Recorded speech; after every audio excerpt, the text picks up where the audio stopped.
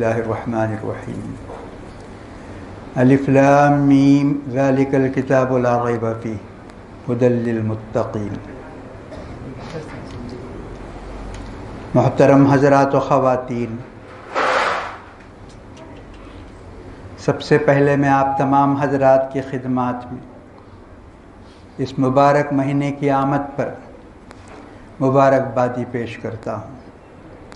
اللہ تعالیٰ بہت مہربان ہے،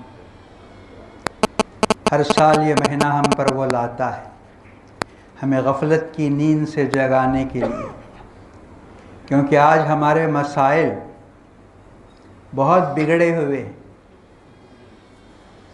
آج دنیا میں جس طرح مسلمان ستائے جا رہے ہیں اور جیسے مظلوم بنائے جا رہے ہیں،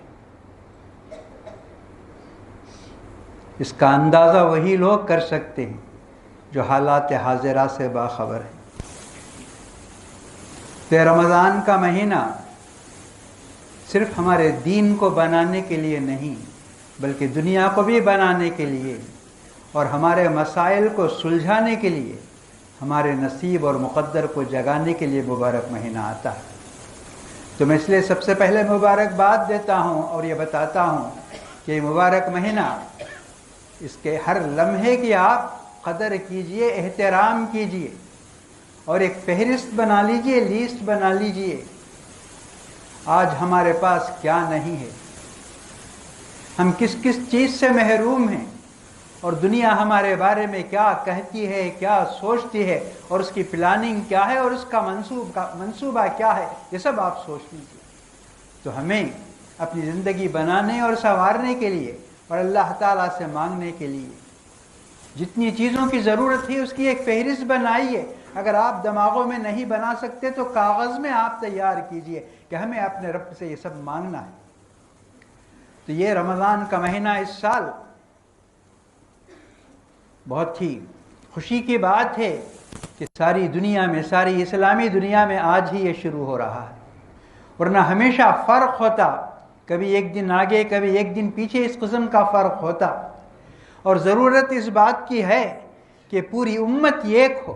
اللہ تعالیٰ بار بار قرآن شریف کے اندر فرماتا ہے ان ھذہ امتکم امۃ واحدہ، فرماتا ہے یہ تمہاری امت ایک ہے، اسے ایک بن کر رہنا ہے، اسے نیک بن کر رہنا چاہیے اور آپس میں اختلاف نہیں کرنا چاہیے، یہ اللہ تعالیٰ فرماتا ہے۔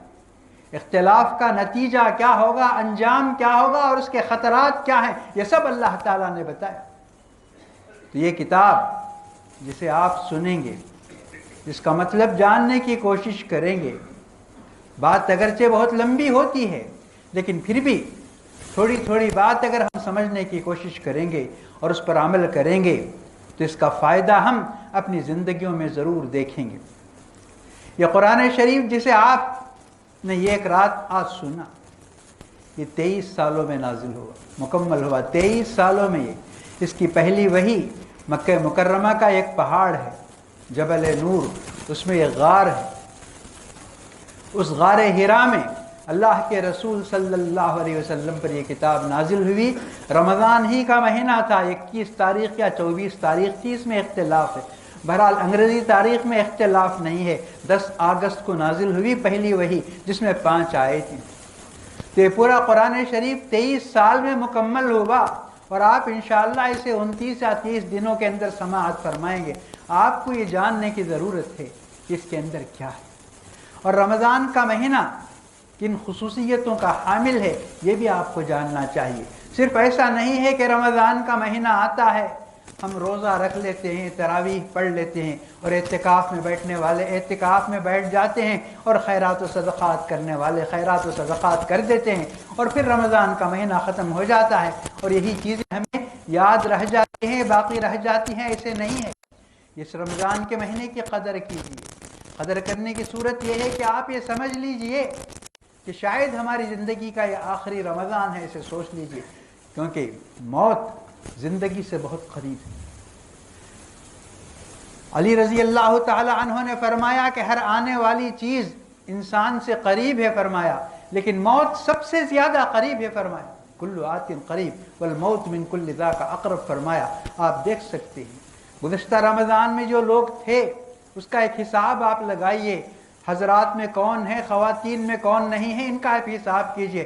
ہم صرف دیکھتے ہیں اپنے دوستوں کو جو ہمیشہ ہمارے ملنے جلنے والے تھے، ایسے دوست کم ہو چکے، بالکل جوان تھے، اچھے تھے، صحت مند تھے، کوئی بیماری نہیں تھی۔ یہ تو بہت بڑا شہر ہے، عمر آباد ایک بہت چھوٹی بستی ہے، 3 گلیوں کی بستی ہے، اس میں ایک مدرسہ ہے، اس مدرسے کے 4 اساتذہ اس 1 سال کے اندر انتقال ہوئے، 4 اساتذہ 1 سال کے اندر انتقال ہوئے ہیں۔ تو دیکھیے یہ سب کون سوچتا ہے، کون جانتا ہے؟ اسی لیے ہمارے بزرگوں نے ایک بات کہی کہ زمانہ کیا ہے؟ پورا زمانہ 3 دن پر مشتمل ہے، فرمایا پورا زمانہ 3 دن پر مشتمل ہے۔ اس میں پہلا دن کیا ہے؟ وہ کل کا دن ہے، یعنی یسٹرڈے جسے کہتے ہیں، وہ گزر چکا، وہ اچھا گزرا یا برا گزرا ہر شخص فیصلہ کر لے، وہ ایک دن گزر چکا ہے۔ دوسرا دن کل آنے والا ہے، ٹمارو جسے کہتے ہیں، وہ ہے، وہ ہمیں ملے گا یا نہیں ملے گا یہ کوئی بھی نہیں کہہ سکتا۔ دیکھا آپ نے، زندگی کے 3 ہی دن ہیں، ایک دن گزر چکا ہے، اچھا گزرا یا برا گزرا یہ ہر شخص اپنے طور پر جانتا ہے، اور ایک دن آنے والا ہے، وہ آنے والا دن ہمیں ملے گا یا نہیں ملے گا اس کی کوئی بھی ضمانت نہیں دے سکتا، اس کی کوئی بھی گارنٹی نہیں دے سکتا۔ اب جو کچھ ہے آج ہے، یعنی کل بھی گزر چکا اور آنے والے کل کے بارے میں ہم کچھ بھی نہیں کہہ سکتے، تو جو ہے آج ہے، تو اس آج کو اچھا بنانے کے لیے، اس آج کو بہتر بنانے کے لیے، اس آج میں سر بلند ہونے کے لیے، کامیاب ہونے کے لیے ہمیں کیا کچھ کرنا ہے، کیا کچھ ہمیں سوچنا ہے، اس کا یہ کیجیے۔ قرآن یہی کہتا ہے، قرآن بار بار کہتا ہے وَلْتَنْظُرْ نَفْسٌ مَّا قَدَّمَتْ لِغَدٍ، کہتا ہے کہ ہر انسان کو سوچ لینا چاہیے کہ اس کی زندگی کیسے گزر رہی ہے، اور اس کی زندگی کیسے گزرنا چاہیے اس کا فیصلہ انسان کو کرنا چاہیے۔ تو یہ کلام پاک ہے، بہت خیر و برکت کی کتاب ہے، اس کے ہر حرف پر 10 نیکی ہے۔ تو یہ کتاب صرف تلاوت کے لیے نہیں آئی، آپ تلاوت کریں گے بہت بڑا ثواب ملے گا، لیکن یہ ثواب آخرت میں آپ کے نامہ عمل میں محفوظ رہے گا۔ لیکن اس کے احکام پر آپ عمل کریں گے تو پھر اس کا آپ دنیا کے اندر خود بھی اس کا اثر دیکھیں گے، اس کی تاثیر دیکھیں گے، کیونکہ آپ کو معلوم ہے، سب کو معلوم ہے دنیا کو، کہ یہ کتاب دنیا کی سب سے کمزور قوم پر اتاری گئی، سب کو معلوم ہے، تاریخی حقیقت ہے، اسے کوئی بھی جھٹلا نہیں سکتا، اسے چیلنج نہیں کر سکتا۔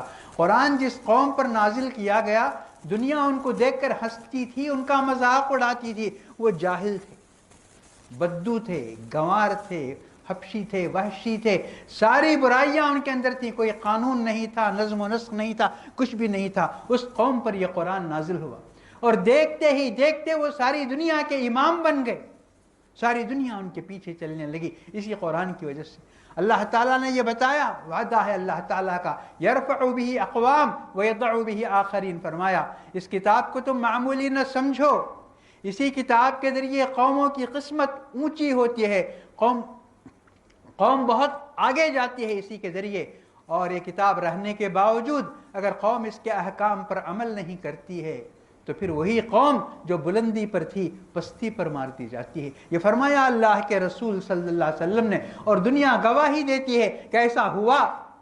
عربوں کے پاس کچھ بھی نہیں تھا، اس قرآن کی وجہ سے وہ کہاں پہنچے، اور وہ قرآن ان کے پاس موجود ہے، ہر طریقے سے موجود ہے، کتنا لکھا جاتا ہے، کس کس طریقے سے پرنٹ کیا جاتا ہے، اور کتنے اس کے ترجمے ہوتے ہیں، اور ساری دنیا میں اس کو تقسیم کیا جاتا ہے، یہ سب کچھ بھی ہوتا ہے، لیکن اس کے باوجود یہ چیز کافی نہیں ہے۔ قرآن غور و فکر کے لیے آیا، غور و فکر کرنا اور اس کے احکام پر عمل کرنا۔ حسن بصری رحمت اللہ علیہ فرماتے ہیں کہ قرآن شریف تلاوت کے ساتھ غور و فکر کرنے کے لیے آیا، لیکن ہم نے اس کی تلاوت پر اکتفا کیا، ہم صرف اس کی تلاوت کو بہت بڑی چیز سمجھتے ہیں۔ اب رمضان کا مہینہ ہے، سال بھر تو غفلت ہوتی ہے ہم سے، لیکن رمضان کا مہینہ جب آتا ہے تو ہر مسلمان کی خواہش ہوتی ہے کہ کچھ نہ کچھ وہ قرآن پڑھے، قرآن سنے، اور اگر ممکن نہیں ہے تو تراویح کے اندر سنے، یہ خواہش ہوتی ہے۔ بہرحال یہ بہت اچھی بات ہے، میں اس کو یہ کم نہیں بتاتا ہوں، یہ بہت قابل قدر بات ہے، لیکن یہ انہوں نے فرمایا کہ قرآن تلاوت کی بھی کتاب ہے اور قرآن غور و فکر کی بھی کتاب ہے، اور انہوں نے بہت بڑا جملہ کہا کہ ویل لمن قرأها ولم يتدبر، ناکام ہے وہ شخص جو صرف تلاوت کرتا ہے اور غور و فکر نہیں کرتا ہے، کہ قرآن اس سے مخاطب ہے، اللہ تعالیٰ خطاب کرتا ہے، اللہ تعالیٰ بتاتا ہے کہ مسلمان میرا انتخاب ہے، میں ان کو دنیا میں سب سے بلند اور سب سے اونچا میں دیکھنا چاہتا ہوں، یہ اللہ تعالیٰ کہتا ہے۔ اور سب سے بلند اور سب سے اونچے بننے کے لیے کس تعلیم کی ضرورت ہے، کس سبق کی ضرورت ہے، یہ سارے اسباق اس قرآن شریف کے اندر موجود ہیں۔ تو ایسی بہت سی باتیں ہیں، تو آپ انشاءاللہ مہینہ بھر سنتے رہیں گے۔ تو آپ اسے عام واعظ کی اور بیان کی محفل مت سمجھیے اسے آپ، کہ وقت گزارنے کے لیے آپ ایک آدھ گھنٹہ 20 منٹ کے لیے یہاں تشریف لاتے ہیں، ایسا اسے مت سمجھیے۔ یہاں آپ اپنی زندگی کا جو چراغ کمزور ہو چکا ہے، اس چراغ کو روشن کرنے کے لیے آپ یہاں تشریف لاتے ہیں، تو اسے کس کس طریقے سے انجام دیا جا سکتا ہے یہ آپ کو سوچنا چاہیے۔ تو قرآن شریف شروع ہوا، سورہ فاتحہ سے شروع ہوا، باتیں بے شمار ہیں لیکن وقت آج زیادہ ہو چکا ہے، اس لیے میں آپ کے سامنے مختصر باتیں کروں گا، اس کے بعد جب بھی وقت ملے گا میں آپ کے سامنے باتیں بتاؤں گا۔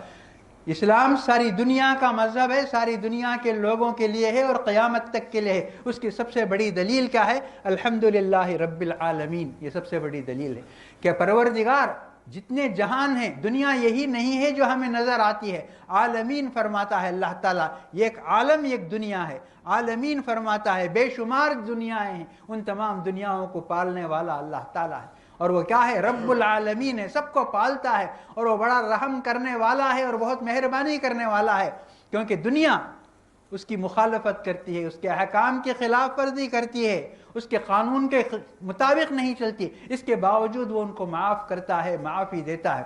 لیکن اس سے آدمی کو، مسلمان کو غافل نہیں ہو جانا چاہیے کہ اللہ تعالیٰ ہمیشہ رحم کا اور کرم کا معاملہ کرے گا، ہم اپنی مرضی سے جو چاہے کر سکتے ہیں۔ کہا مالک یوم الدین، کہا کہ ایک دن آئے گا جس میں ہر انسان، یوم یقوم الناس لرب العالمین، سارے انسان پیدا کرنے والے کے سامنے کھڑے ہوں گے اور اپنی زندگی کا حساب پیش کریں گے، کیونکہ یہ زندگی امانت ہے اس کی طرف سے۔ اسے کیسے گزارنا چاہیے، سانس کیسے لینا چاہیے، ہمارے قدم کیسے اٹھنے چاہیے، ہمیں کیا سوچنا چاہیے، کیا دیکھنا چاہیے، کیا سننا چاہیے، کیا کرنا چاہیے، یہ ساری باتیں اس نے سکھائی۔ تو ان سب کا حساب بولے گا، کیسے لے گا اتنے سارے انسانوں کا؟ آج یہ نئی نئی چیزیں جو ایجاد ہوتی ہیں، اس سے آپ سمجھ سکتے ہیں کہ لمحوں کے اندر، سیکنڈ کے اندر ایک ایک آدمی کا حساب مکمل ہو جائے گا، اس طرح لے گا۔ یوم یقوم الناس لرب العالمین، یہ صاف بات بتا دی اللہ تبارک و تعالیٰ نے۔ اس کے بعد سورہ فاتحہ کے بعد بہت سی باتیں ہیں۔ سورہ فاتحہ ہم پڑھتے ہیں روزانہ، کتنی بار سنتے ہیں، فرض نمازوں میں 17 مرتبہ اس سورت کو ہم سنتے اور پڑھتے ہیں۔ تو اس میں دو باتوں کو آپ ذہن میں رکھیے، ایاک نعبد و ایاک نستعین، اسے ذہن میں رکھیے کہ تیری ہی عبادت اور تجھی سے مدد۔ یہ دو باتوں کو آپ ذہن میں رکھیے کہ مسلمان کسی چوکھٹ پر سر نہیں جھکائے گا، کسی سے نہیں مانگے گا، وہ ہاتھ نہیں پھیلائے گا کسی کے آگے، وہ کسی سے دعا نہیں کرے گا، اور وہ کسی کی نظر نہیں مانے گا، وہ کسی کی قسم نہیں کھائے گا۔ ایاک نعبد و ایاک نستعین اہدنا الصراط المستقیم۔ جب ہم مسلمان ہیں، مسلمان گھروں میں پیدا ہو چکے ہیں، تو پھر ہمیں یہ دعا مانگنے کی ضرورت کیا ہے؟ اہدنا الصراط المستقیم، اے پروردگار تو ہمیں سیدھی راہ دکھا، سیدھا راہ۔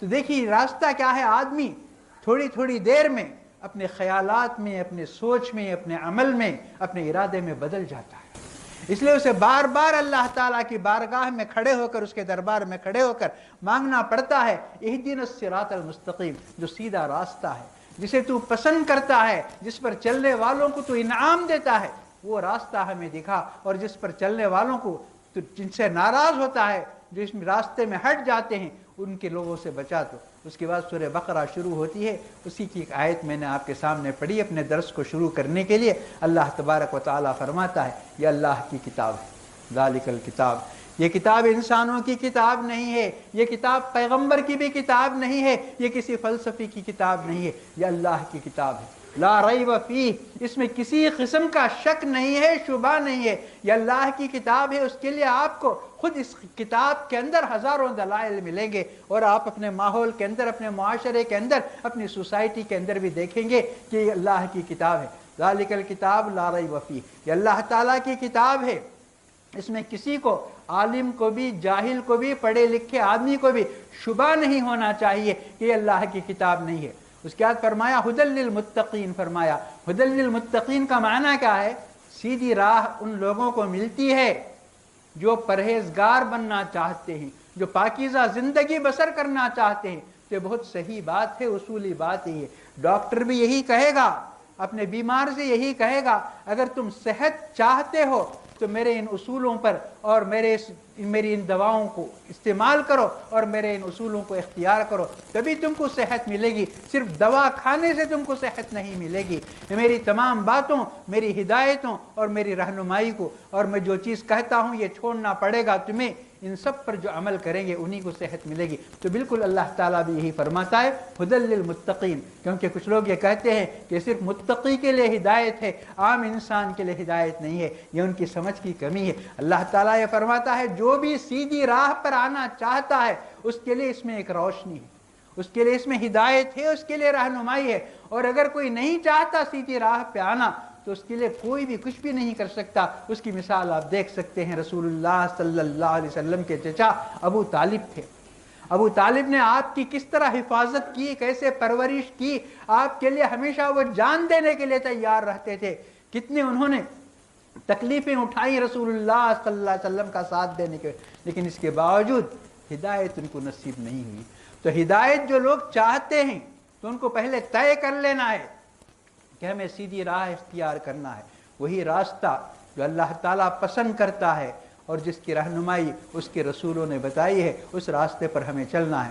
تو آپ کو اس کتاب میں ایسی باتیں ملیں گی، اور میں کوشش کروں گا کہ انتخاب کر کے روزانہ جو پڑھا جاتا ہے ایک پارہ، اس میں سے 2-4 آیتوں کا انتخاب کر کے ان کا خلاصہ آپ کے سامنے پیش کروں گا۔